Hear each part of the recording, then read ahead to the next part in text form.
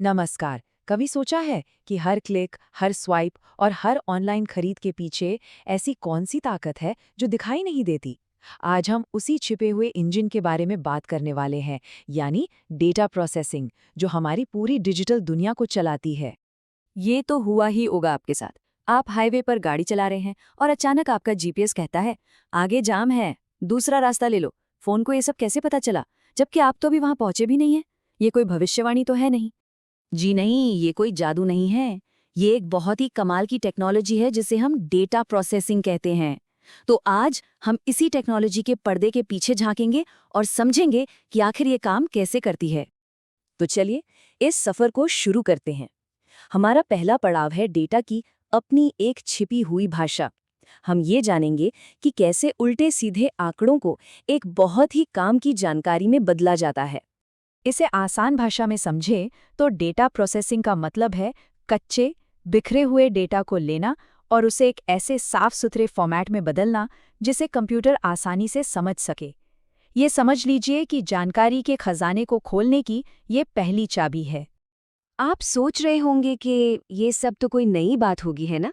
लेकिन डेटा को प्रोसेस करने का आइडिया सदियों पुराना है।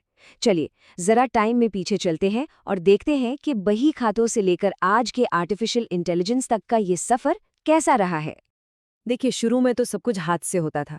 मुनीम जी होते थे जो बही खातों में सारा हिसाब किताब लिखते थे।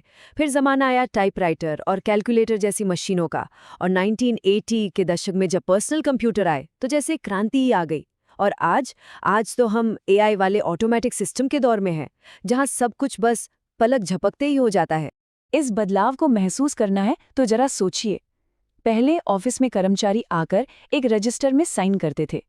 आज एक मशीन पर अंगूठा लगाया और हो गई अटेंडेंस। पहले टीचर हाथ से सारे नंबर जोड़कर ग्रेड निकालते थे और अब एक स्प्रेडशीट ये काम बिना किसी गलती के तुरंत कर देती है।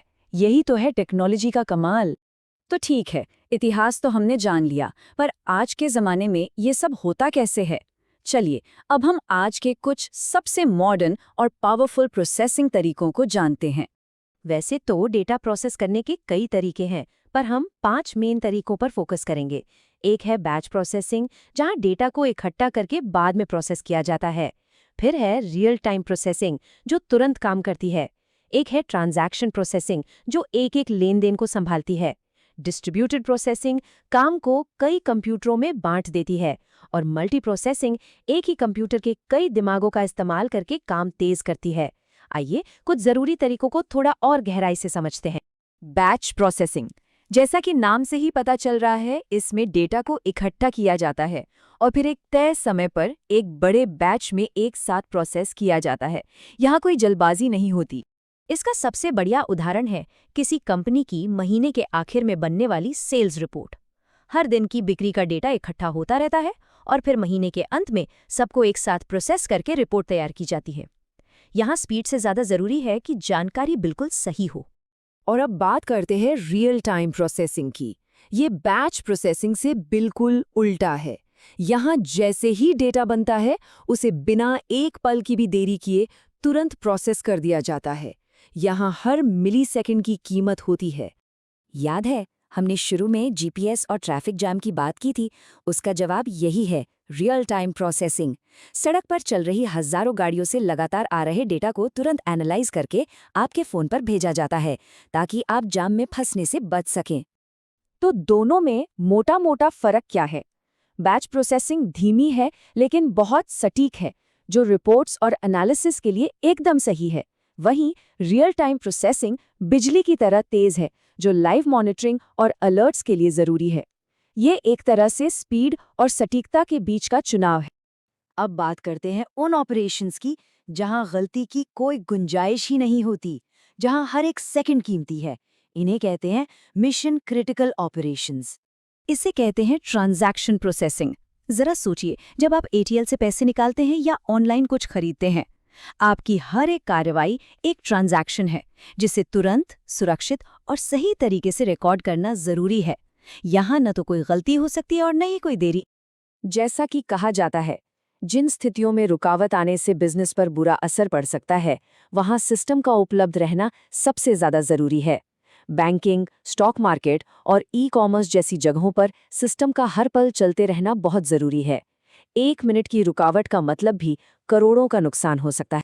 तो हमने प्रोसेसिंग के अलग-अलग तरीके तो समझ लिए, लेकिन बड़ी तस्वीर क्या है? आखिर ये सब हमारी दुनिया के लिए इतना ज़रूरी क्यों है?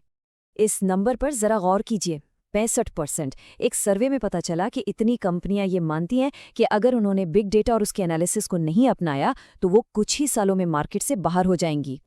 देखिए, आज की दुनिया में डेटा को नया सोना कहा जाता है और डेटा प्रोसेसिंग वो चाबी है जो इस डिजिटल खजाने का ताला खोलती है। इसी से हमें वो कीमती जानकारी मिलती है जिससे बेहतर बिजनेस फैसले लिए जा सकते हैं, बीमारियों के इलाज खोजे जा सकते हैं और नए-नए आविष्कार किए जा सकते हैं। और ये तो बस शुरुआत है।